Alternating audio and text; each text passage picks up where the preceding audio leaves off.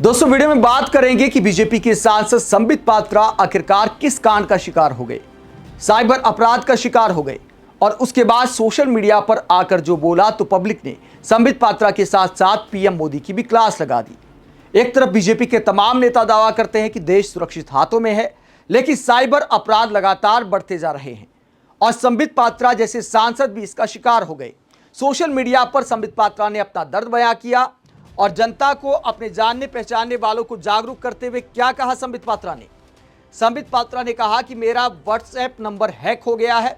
WhatsApp hack होने के बाद मेरे नंबर से लोगों को भ्रामक संदेश भेजे जा रहे हैं तथा विभिन्न माध्यम से पैसों की मांग की जा रही है।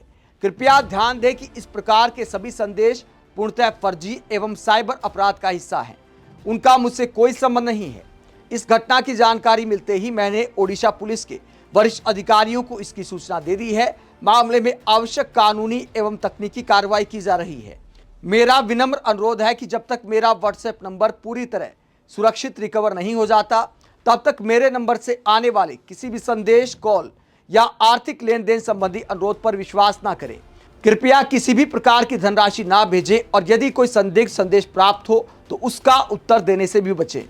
तो संबित पात्रा ने बताया कि उनका नंबर हैक हो गया है और जब संबित पात्रा ने लोगों को जागरूक किया कि मेरे संदेश पर विश्वास ना करें, पुलिस को शिकायत दे दी है, तो पब्लिक क्या कहती है? पब्लिक सवाल उठाती है कि जब एक सांसद का फोन सुरक्षित नहीं है तो आम जनता क्या सुरक्षित हाथों में है? पब्लिक कहती है अब और कितना देश सुरक्षित चाहिए आपको? बीजेपी के राज में व्हाट्सएप सुरक्षित नहीं है, भगवान का चंदा सुरक्षित नहीं है, तो आम जनता क्या खाक सुरक्षित रहेगी? तो राम मंदिर चंदा चोरी को लेकर भी पब्लिक ने सुना दिया कि जब सब कुछ असुरक्षित है तो देश आखिरकार सुरक्षित हाथों में कैसे है? आगे पब्लिक कहती है सोचिए हैकर कितना बड़ा वाला चिंदी चोर निकला। बीजेपी नेता और प्रवक्ता संबित पात्रा का व्हाट्सएप हैक करके सबसे भीख मांग रहा है, लेकिन भाई मजाक अपनी जगह है और सुरक्षा अपनी जगह। जब देश के इतने बड़े और हाई प्रोफाइल नेताओं के अकाउंट सुरक्षित नहीं है तो आम जनता का क्या हाल होता होगा? डिजिटल इंडिया के इस दौर में साइबर सिक्योरिटी और स्कैमर्स का आतंक एक बहुत बड़ा और गंभीर सवाल है। सावधान रहिए दोस्तों, आजकल हैकर्स किसी को भी नहीं बख्श रहे। वाकई जनता की शिकायत जायज है। अगर पुराने तरीकों को लेकर जनता जागरूक होती है तो साइबर अपराध करने वाले नए नए तरीके ले आते हैं। कभी पुलिस बनकर फोन करते हैं, कभी बैंकर बनकर फोन करते हैं, कभी फोन कंपनी वाले बनकर फोन करते हैं। तरह तरह के तरीके साइबर ठगी वाले निकाल रहे हैं और मोदी सरकार भी इस मामले में बेबस नजर आ रही है। और सबसे बड़ी बात क्या है? सबसे बड़ी बात यह है कि अगर कोई बड़ा अपराध ना हो, अगर कोई गंभीर अपराध ना हो तो साइबर पुलिस भी ऐसे मामलों को बहुत ज्यादा गंभीरता से नहीं लेती।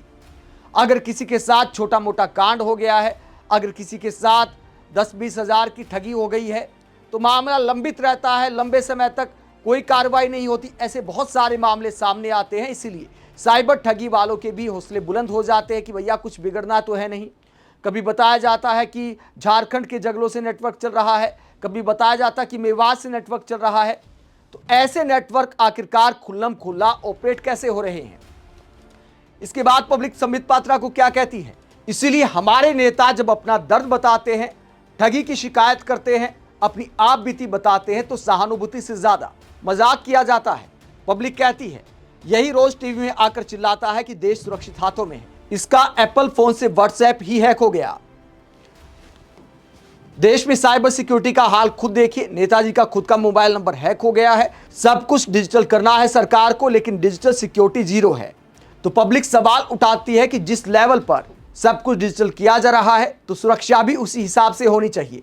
वहीं वरिष्ठ पत्रकार अभिसार शर्मा चुटकी लेते हैं संबित पात्रा को लेकर और कहते हैं आपने प्राइम टाइम डिबेट में बहुत भ्रामक और भड़काऊ बातें कही हैं, उससे ज्यादा क्या ही कहा होगा संस्कारी हैकर ने।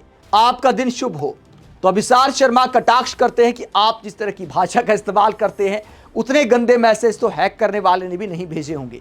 तो संबित पात्रा के साथ सहानुभूति रखने की बजाय ज्यादातर लोग क्लास लगा रहे हैं और मोदी सरकार से सवाल कर रहे हैं कि आपके सांसद तक सुरक्षित नहीं है, उनका फोन नंबर तक सुरक्षित नहीं है, तो आप कैसे दावा करते हैं कि देश सुरक्षित हाथों में है? आप साइबर अपराध की बढ़ती घटनाओं को लेकर क्या सोचते हैं और संबित पात्रा के साथ जो कांड हुआ उसे लेकर क्या सोचते हैं?